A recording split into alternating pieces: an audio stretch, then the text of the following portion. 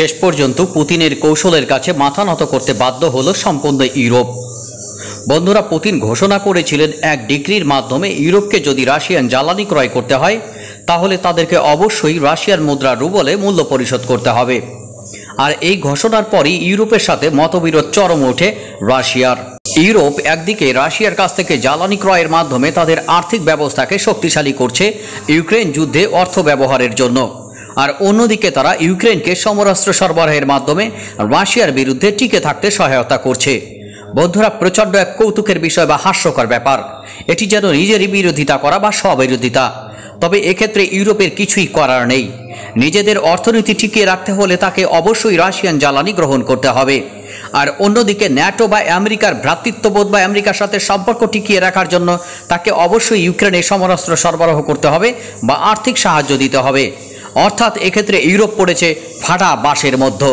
এই ফাটা বাঁশ থেকে ইউরোপ কিভাবে কবে বের হবে তার কোনো নিশ্চয়তা নেই, বা কত বছর পর্যন্ত তারা রাশিয়ান ফুয়েল কিনবে তারও কোনো নিশ্চয়তা নেই। এক্ষেত্রে তারা আমেরিকার অনুরোধকে প্রত্যাখ্যান করে রাশিয়ার মুদ্রা রুবলেই মূল্য পরিশোধ করার জন্য আরেকবার পরাজিত হয়েছে রাশিয়ার নিকটে।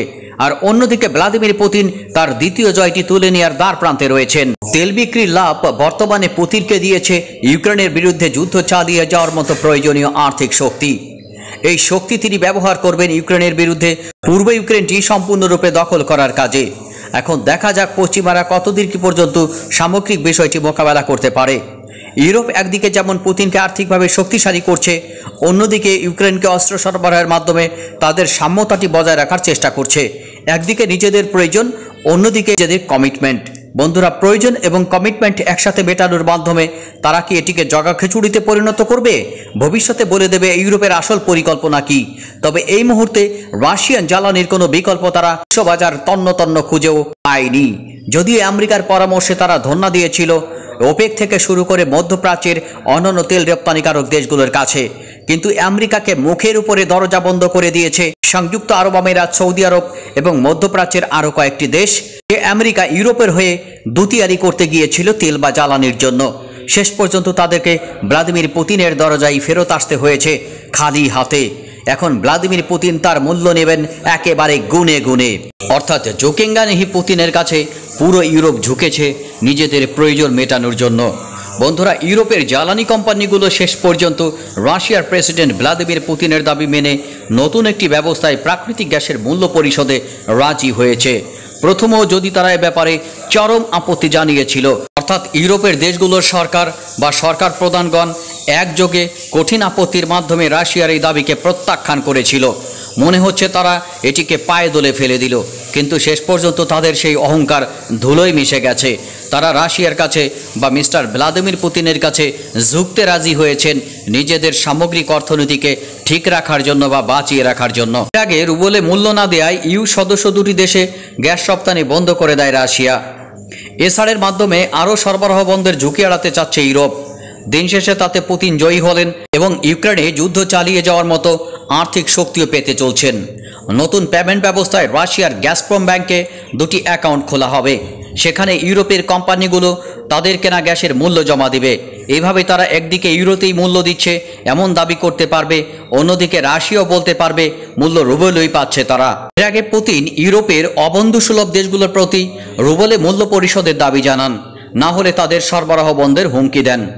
ইউ এ সময় বলেছিল তারা রাশিয়ার দাবির সামনে মাথা নত করবে না এবং বিদ্যমান চুক্তির অধীনে তারা ডলার বা ইউরোতেই মূল্য পরিশোধ করবে। অর্থনীতিবিদ এবং জ্বালানি বিশেষজ্ঞদের ধারণা, নিজ দেশের মুদ্রা রুবলকে আরও শক্তিশালী করতেই পুতিন ইউরোপের অন্যান্য দেশগুলোর প্রতি এ দাবি জানান। সহজ বিকল্প না থাকায় তারা রাশিয়ার গ্যাস কিনতে বাধ্য হচ্ছে, আর এখন রুবলে গ্যাসের দাম দিয়ে মুদ্রাটির মান বাড়াতেই সাহায্য করবে। এভাবে নিজ উদ্দেশ্যে সফল হচ্ছে পুতিনের। রুবলে গ্যাসের দাম দিলে রাশিয়ার উপর আরোপিত নিজস্ব নিষেধাজ্ঞাকেই ভঙ্গ করা হবে কিনা সে বিষয়ে আগে থেকেই রেখে রেখে মন্তব্য দিয়েছে ইউ নেতৃবৃন্দ। কিভাবে বিকল্প উপায়ে রাশিয়ার গ্যাসের দাম পরিশোধ করা যায় তা নিয়ে আলোচনায় ইউরোপীয় জোটটির ঐক্যকেও পরীক্ষায় ফেলে দিয়েছিল। ফলে কয়েক সপ্তাহ ধরে মতবিরোধ চলেছে ইউ সদর দপ্তর ব্রাসেলসে। তবে এই গোলযোগের সময় কোনো দেশের কতটুকু গ্যাস আমদানি করা প্রয়োজন বা দরকার সে বিষয়টি গুরুত্বপূর্ণভাবে জানায় তারা। কৌতুকের বিষয় হলো একই সাথে তারা রাশিয়ার তেল রপ্তানিতে নিষেধাজ্ঞা দেয়া নিয়ে আলোচনা করেছে, আর সহজ কথায় বলতে গেলে জ্বালানি সংকট এড়ানোই ছিল সবার কাছে প্রধান গুরুত্বের। আর অন্যদিকে তারা কিভাবে রাশিয়ার মূল্য পরিশোধ করবে সে ব্যাপারে আলোচনা করেছে। এজন্য তারা কিছু ছাড় দিতেও রাজি হয়েছে। সামগ্রিক বিষয়টি যদি আপনারা বিবেচনা করেন তাহলে দেখতে পাবেন তাহলে ইউরোপীয় ইউনিয়নের রাশিয়ার উপর যে সকল নিষেধাজ্ঞা রয়েছে বা ইউরোপীয় ইউনিয়ন রাশিয়ার উপর যে সকল নিষেধাজ্ঞা আরোপ করেছে এগুলো শুধুমাত্র আনুষ্ঠানিকতায় পরিণত হবে।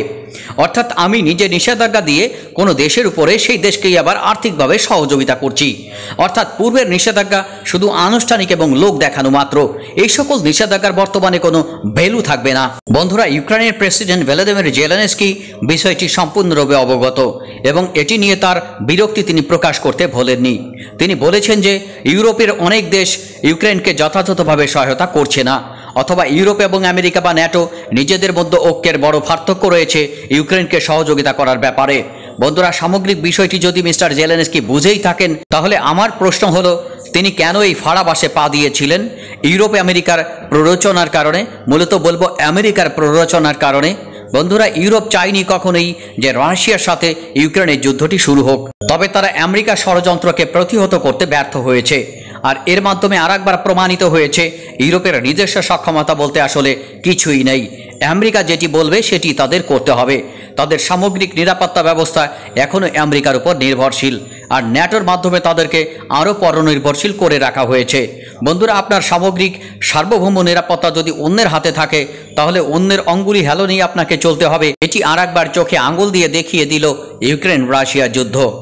ইউরোপের ইচ্ছা না থাকা সত্ত্বেও এবং ইউরোপ সর্বোচ্চ পর্যায় থেকে চেষ্টা করলেও যুদ্ধটি এড়াতে পারল না, কারণ ইউরোপ জানতো এই যুদ্ধটি শুরু হলে ক্ষতি তাদেরই হবে এবং সামগ্রিক অর্থনৈতিক এবং সামরিক চ্যালেঞ্জ শেষ পর্যন্ত তাদের উপরই আসবে। কিন্তু তারা আমেরিকাকে থামাতে ব্যর্থ হয়েছে।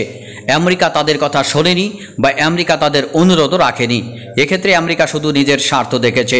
অর্থাৎ এই যুদ্ধটির সামগ্রিক সানরুজুল যদি আপনি বিশ্লেষণ করেন তাহলে আপনি দেখতে পাবেন শুধুমাত্র একটি দেশই এই যুদ্ধের মাধ্যমে লাভবান হয়েছে, আর সেই দেশটির নাম হলো আমেরিকা। আর বাকি বহির্বিশ্ব টোটালি এই যুদ্ধটির মাধ্যমে ক্ষতিগ্রস্ত হয়েছে। হ্যাঁ বন্ধুরা, সম্পূর্ণ বিশ্ব এই যুদ্ধটির মাধ্যমে ক্ষতিগ্রস্ত হয়েছে এক্সেপ্ট আমেরিকা। সুতরাং ইউরোপের বর্তমান সামগ্রিক অবস্থার জন্য ইউরোপের নিজস্ব অক্ষমতাই দায়ী। এটি যেদিন তারা বুঝবে সেদিন থেকেই তারা নিজেদেরকে রক্ষা করতে সক্ষম হবে, নচেত ততদিন পর্যন্ত নয়, যতদিন পর্যন্ত তারা আমেরিকার উপর সামগ্রিক নিরাপত্তা ব্যবস্থার জন্য নির্ভরশীল থাকবে।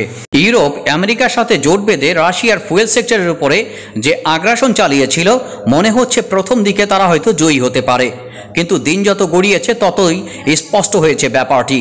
অর্থাৎ রাশিয়ান ফুয়েলের উপর নিষেধাজ্ঞা দিতে গিয়ে ইউরোপ নিজেদের পায়েই কোড়াল মেরেছে। এখন সেই কোড়াল টেনে তোলার দায়িত্ব ইউরোপকেই নিতে হচ্ছে।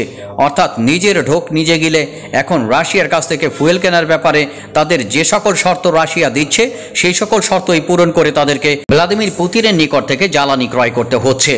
বন্ধুরা, দেখা যাক এই ইঁদুর বিড়াল খেলা কতদিন পর্যন্ত চলে। তবে ইউক্রেন এবং রাশিয়ার যুদ্ধের সমাপ্তি বা পরিসমাপ্তি ঘটা দ্রুততম সময়ের জন্য আবশ্যক। তা না হলে বিশ্ব আরেকটি নতুন যুদ্ধের মধ্যে ঢুকে যেতে পারে, যেটি সামলানোর জন্য প্রস্তুত নয় বর্তমান বৈশ্বিক অর্থনীতি।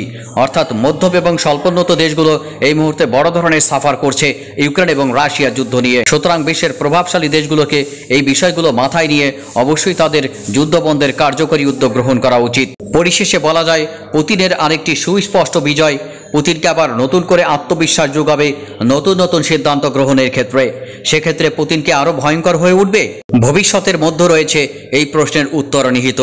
এখনও পর্যন্ত এ ব্যাপারে স্বেচ্ছাচারী ভয়ঙ্কর পুতিনকে নিয়ে কোনো মন্তব্য বা ভবিষ্যৎবাণী করা কখনোই সমীচীন নয়, কারণ ভবিষ্যৎবাণীর সাথে অনেক সময় পুতিনের সিদ্ধান্ত এবং পুতিনের ভবিষ্যৎ কর্মপরিকল্পনা মেলে না।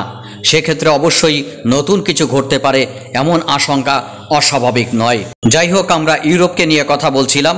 একদিকে নিষেধাজ্ঞা, অন্যদিকে ইউক্রেনকে অস্ত্র বা অর্থ সাহায্য।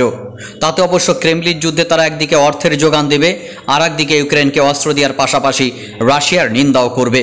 সেলুকাস ব্যাপার স্যাপার। রুবলের মান বাড়াতে এরই মধ্য দেশের বাইরে বৈদেশিক মুদ্রা চলে যাওয়া বন্ধে কঠোর পদক্ষেপ নিয়েছেন রাশিয়ার প্রেসিডেন্ট। মৌলভিত্তির সুদের হার বড় পরিসরে বাড়ানো হয়েছে। এখন ইউরোপও রুবলে মূল্য দিতে রাজি হলো, ফলে রুবলের মান আরও বাড়বে বলেই মনে হচ্ছে। অর্থাৎ পশ্চিমাদের সামগ্রিক অর্থনৈতিক পরিকল্পনা টোটালি মাঠে মারা গেল। এখন রাশিয়ার অর্থনীতি ধ্বংস হয়ে যাওয়ার পরিবর্তে সামনের দিকে দৌড়াচ্ছে। বন্ধুরা কি বলবেন সামগ্রিক বিষয় সম্পর্কে আপনাদের গুরুত্বপূর্ণ মতামত কমেন্টস বক্সে আশা করছি। ভিডিওটি ভালো লাগলে অবশ্যই একটি লাইক দেবেন, আর এই ধরনের ভিডিও যদি আপনারা নিয়মিত পেতে চান অবশ্যই মহিউদ্দিন ব্লগ চ্যানেলটি সাবস্ক্রাইব করে পাশে থাকা বেল আইকনটি চেপে দেবেন। ধন্যবাদ সকলকে ভিডিওটি শেষ পর্যন্ত দেখার জন্য। আল্লাহ হাফেজ।